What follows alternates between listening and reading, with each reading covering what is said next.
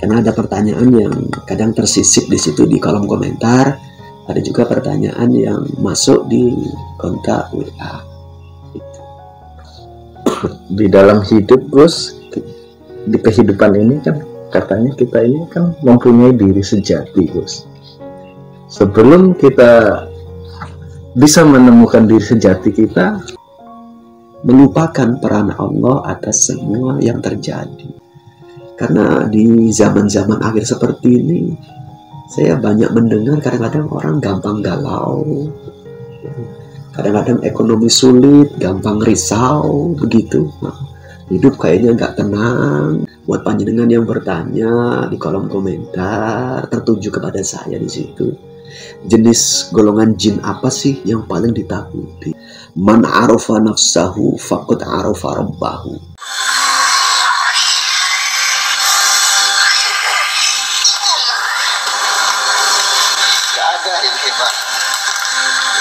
Baik Anda ataupun saya nggak ada yang hebat. Yang hebat hanya Allah.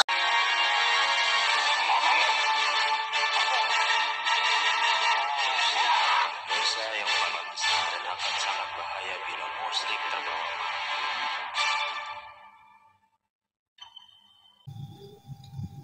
tidak semua jin itu pembohong, Gus ya. Ya tidak. Yang punya sifat aslinya tabiatnya pembohong itu golongan setan. Setan itu tabiatnya memang karakter aslinya dia itu pembohong. Kalau jin ya nggak begitu definisinya. Terkadang di sapu rata itu. Ya karena belum mengerti ya dimaklumi. Ya itu aja. Jangankan memahami makhluk gaib yang kategori konotasi golongan bangsa jin. Kita memahami sesama bangsa kita manusia saja kadang-kadang tidak bisa tuntas. Kalau saya nggak memahami abang seutuhnya, mungkin ya bisa negatif. Konotasi, pandangan, kesimpulan saya atas abang. Ataupun sebaliknya. Begitu. Kalau sudah memahami betul ya, nanti berbeda. Cara menyimpulkan dan mendefinisikannya atas sifat yang ada. Gitu. Ya biasa-biasa saja.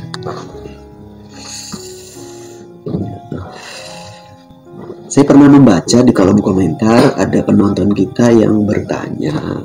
Mungkin ya karena kepingin bertanya lewat kolom komentar. Jin jenis apa sih yang Gus Iman takuti begitu kan? Yang paling ditakuti lah begitu. Saya pernah membaca di kolom komentar itu salah satunya. Jadi begini sahabat ya, buat panjenengan yang bertanya di kolom komentar, tertuju kepada saya di situ. Jenis golongan jin apa sih yang paling ditakuti? Kalau pertanyaan itu memang tertuju kepada saya, itu jawaban saya sederhana. Jin jenis apapun itu tidak ada satupun yang saya takuti. Iya, seperti itu sahabat ya. Bukan gimana-gimana, karena saya membiasakan diri dan terbiasa untuk terus melatih iman dan pikiran saya itu takut hanya kepada Allah saja. Maka untuk jenis golongan jin apapun tidak perlu ada rasa takut. Itu harus itu yang ditanamkan. Ya iya.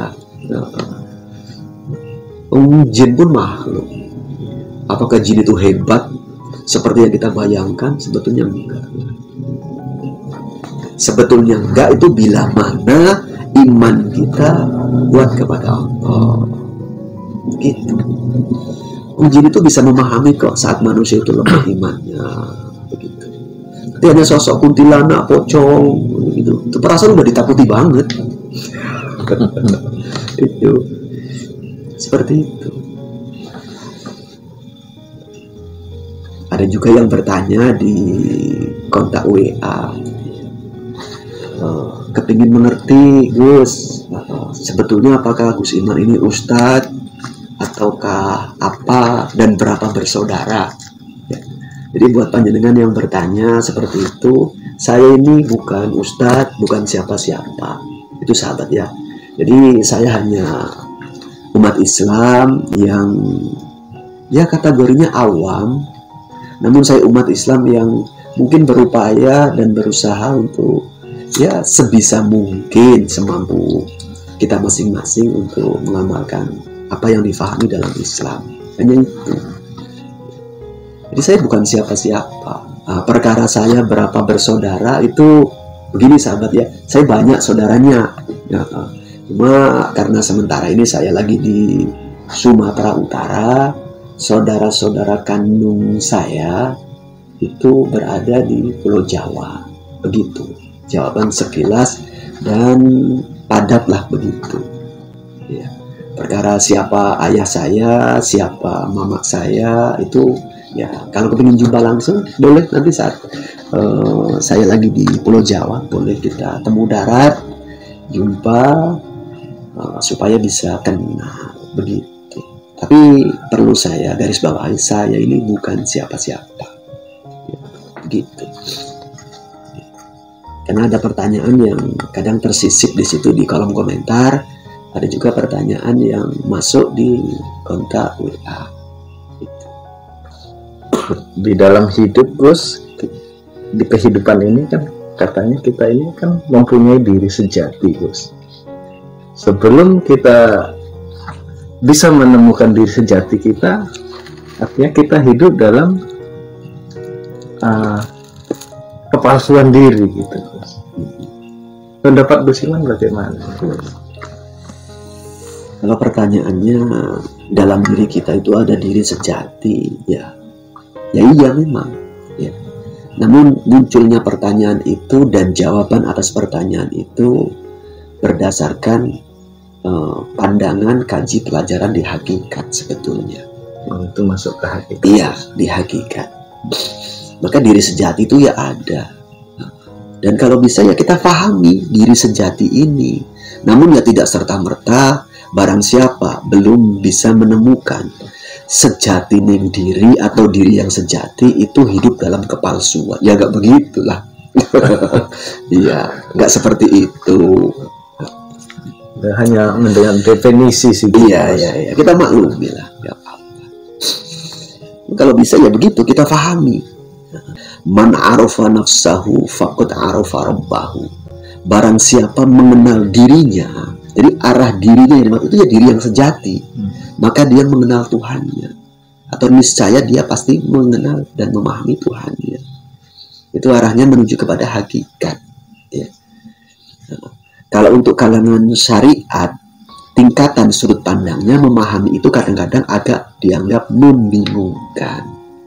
Makanya kita latihan lah supaya kita gak bingung, ya coba kita tingkatkan pemahaman kita baik di syariat dan di hakikat.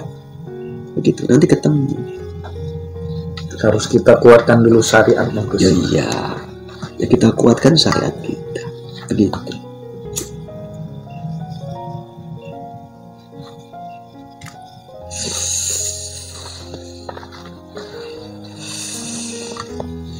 Ini terkait diri yang sejati itu seperti tadi, itu pandangan di hakikat. Nanti ada lagi pendapat di hakikat itu ilmu sejati, guru sejati. Nanti ke situ semua kepada arahnya kepada yang inti yang sejati. Itu nanti penjabarannya memang terlalu panjang dan mendalam ya. Nanti di lain kesempatan ya seperti itu. Namun ya memang ada begitu di pelajaran hakikat. Karena ya alhamdulillah sedikit-sedikit walaupun gak banyak ya, tapi kalau dikumpulkan nanti panjang gitu menjadi banyak ya. Alhamdulillah ya dikasih pemahaman juga oleh Allah seputaran itu juga. Namun walaupun begitu lagi-lagi saya harus menyampaikan saya pribadi ini bukan siapa-siapa dan tak mampu apa-apa tanpa dimampukan oleh Allah Subhanahu wa ta'ala. Tetap sandaran dan bahasa saya seperti itu supaya kita tidak kehilangan jati diri. Alasannya begitu sebetulnya dari saya pribadi. Perkara persepsi kalian semua dimanapun berada itu ya hak masing-masing lah untuk menyimpulkan. Itu aja. Karena dalam hidup ini begini sebetulnya. Kita kalau bisa jangan terlena saat mendapatkan ujian. Dan jangan berkecil hati, sakit hati saat menerima mungkin ya hujatan ataupun cacian. Semua sikapi dengan ikhlas dan legowo saja.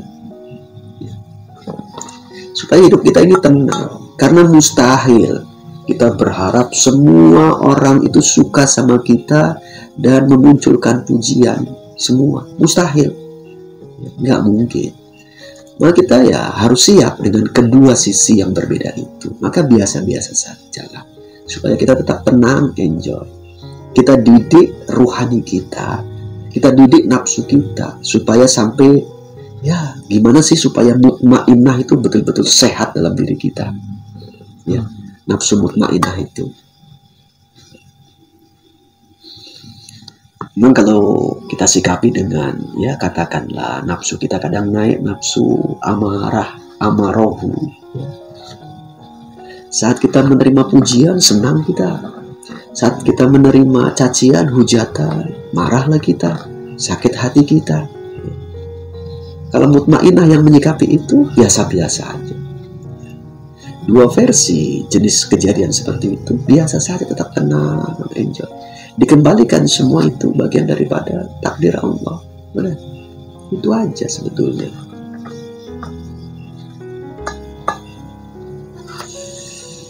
Kadang-kadang memang ya ego kita, nafsu kita yang di belakang ego itu seolah-olah ya kepinginnya dipuji terus, disanjung terus, dianggap benar terus, dianggap baik terus. Ya. Namun fakta nyatanya nggak begitu. Nah kita biasa-biasa saja. Yang terpenting, tetaplah kita jadi orang baik, tetap dan terus berusaha untuk menjadi baik, dan terus tingkatkan kebaikan itu. Jangan lupa sandarkan semua upaya kita kepada Allah Subhanahu wa Ta'ala. Toh sifat kita hanya semua itu la haula wa la quwata illa billah. Barang siapa meniadakan itu, ya, meniadakan atau menganggap diri kita itu bisa dengan sendirinya, maka lagi mengingkari la haula wa la quwata illa billah. Ya. Maka harus tumbuh kesadaran dalam diri kita. Kita ini semua hanya digerakkan oleh Allah, dan yang di luar kita pun hanya Allah yang menggerakkan. Iman kita ke sana. Jadi tidak boleh lagi ada ego, keakuan, semua aku yang bisa mediumisasi aku. Nah, dan lain sebagainya yang pernah bentrok dengan bangsa jin lewat mediator dan secara syariatnya dianggap menang, itu aku yang kuat. Ya nggak boleh begitu. Nggak boleh. Kembalikan semua la haula wa la quwata illa billah. Begitu. Memang untuk melatih dan senantiasa istiqomah la haula wa la quwata illa billah, hati, iman dan pikiran kita untuk seperti itu perlu latihan. Kadang-kadang kita suka lupa, melupakan peran Allah atas semua yang terjadi. Itu kurang baik dan bahaya menurut saya. Itu.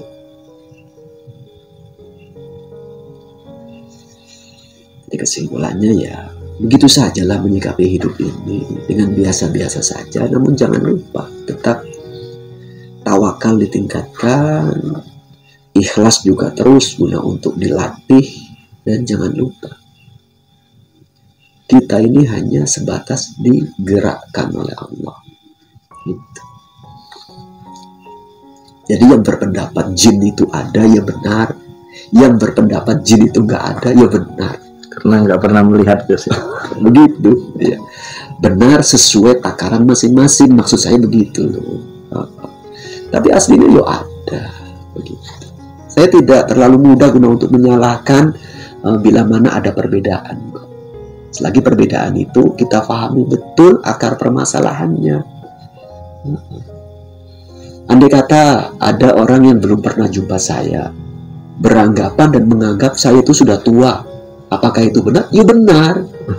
Ya, karena saya sudah punya anak, contoh begitu. Walaupun mereka belum pernah jumpa, itu loh. Andai kata ada yang beranggapan dan menganggap saya itu masih muda, apakah benar? Ya benar.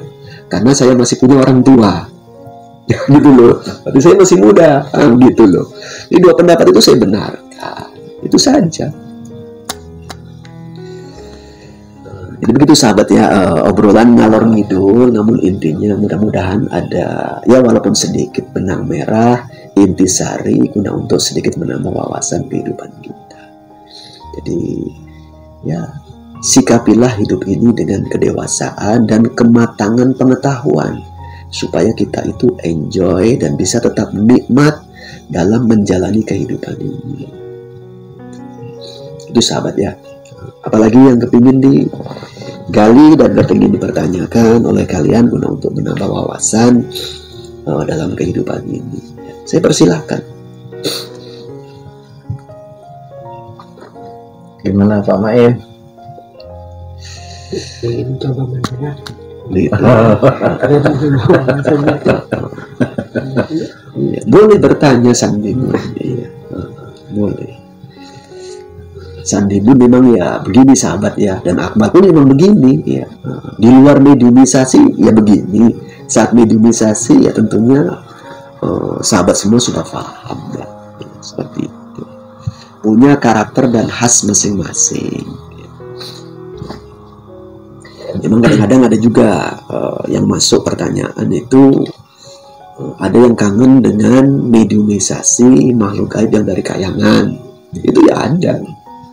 Ya harap dimaklumi lah ya sahabat ya. Memang karena ya kesibukan yang lain masih cukup padat sehingga belum bisa terrealisasikan mediumisasi lanjutan. Namun ya intinya jangan kita menganggap dan merasa hanya dapat wawasan saat menonton video mediumisasi saja ya, itu karena ya memang ya makhluk kayangannya begitu adanya. Kadang ada yang bisa dibagi guna menambah referensi pengetahuan kita, namun kadang-kadang tak disadari obrolan yang seperti ini aja sebetulnya nggak kalah penting juga. Banyak benang merah yang bisa diambil guna untuk menambah wawasan. Karena di zaman-zaman akhir seperti ini, saya banyak mendengar kadang-kadang orang gampang galau, kadang-kadang ekonomi sulit, gampang risau, begitu. Nah, hidup kayaknya nggak tenang, begitu. Butuh pengetahuan, gimana sih ilmunya supaya kita bisa menjalani hidup ini dengan baik, damai dan tenang di situasi kondisi apapun. Ya, itu perlu mengetahui ilmunya atau kiat-kiatnya.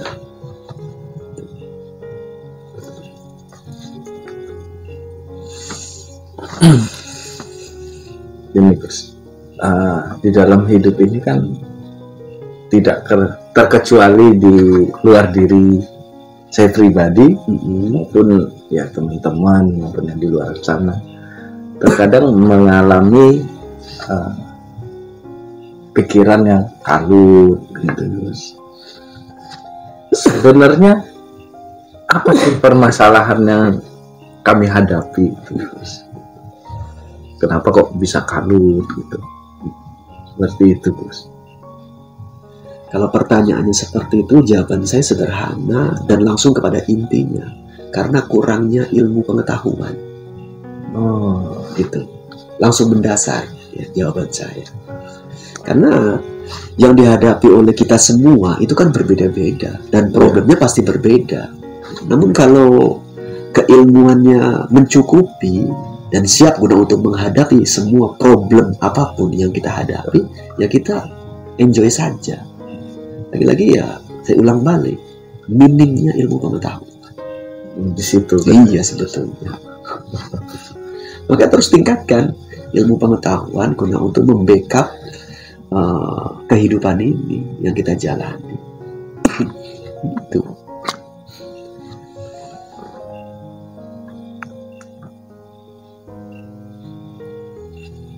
Ilmu itu bisa didapat dimanapun.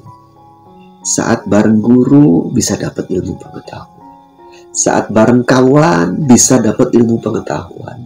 Saat sendiri pun kalau kita cerdas itu bisa dapat pengetahuan. Ya tadi lewat tafakur, lewat tadabur. Kadang tafakur dan tadabur sebagian besar malah hobi sendiri. Saat lagi menyendiri, saat lagi bersama-sama beramai-ramai, kadang-kadang enggak ke situ, kadang niat tujuannya. Bisa dapat ilmu pengetahuan.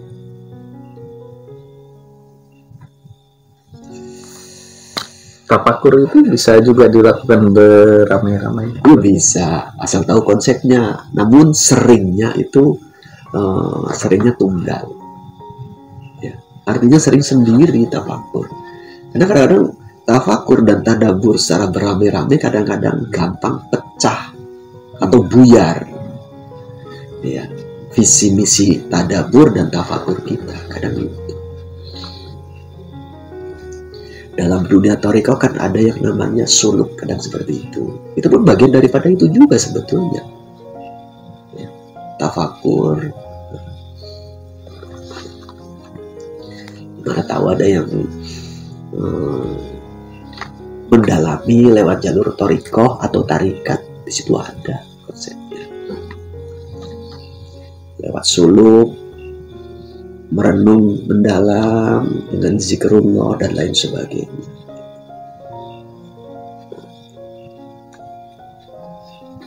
Tafakur itu termasuk dalam bagian zikir. Ya, bagian daripada zikir juga.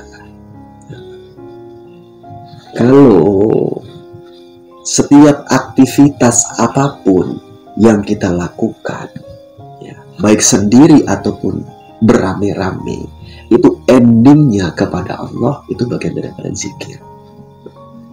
Ya. Pokoknya endingnya, royahnya itu ke Allah, maka itu bagian daripada zikir. Jadi zikir itu tidak cuma hanya yang diucapkan dengan lisan kita, itu. Karena kan ada zikir bil lisan, ada zikir bil qalbi.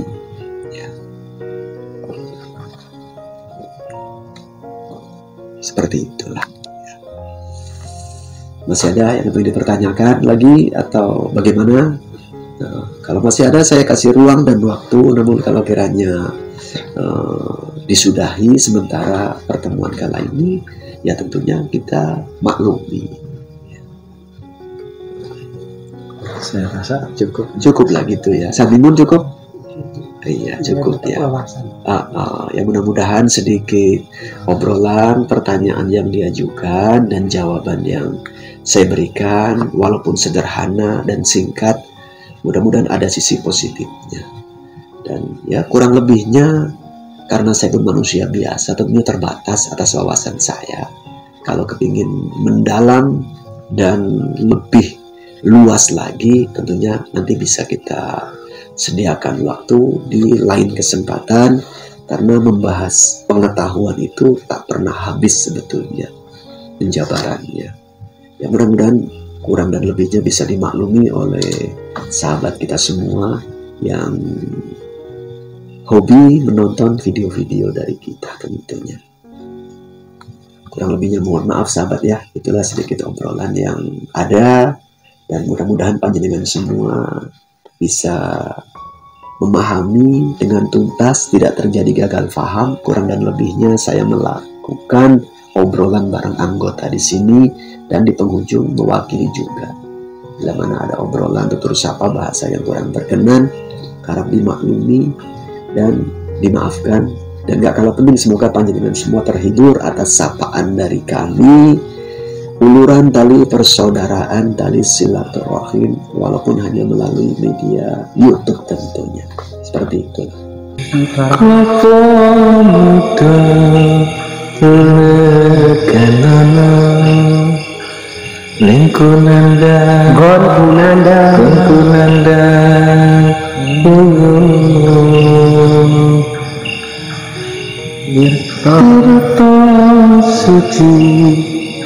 Lapas suci itini para wali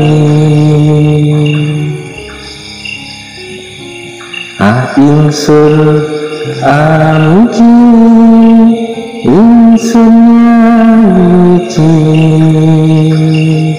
Gusti kang siji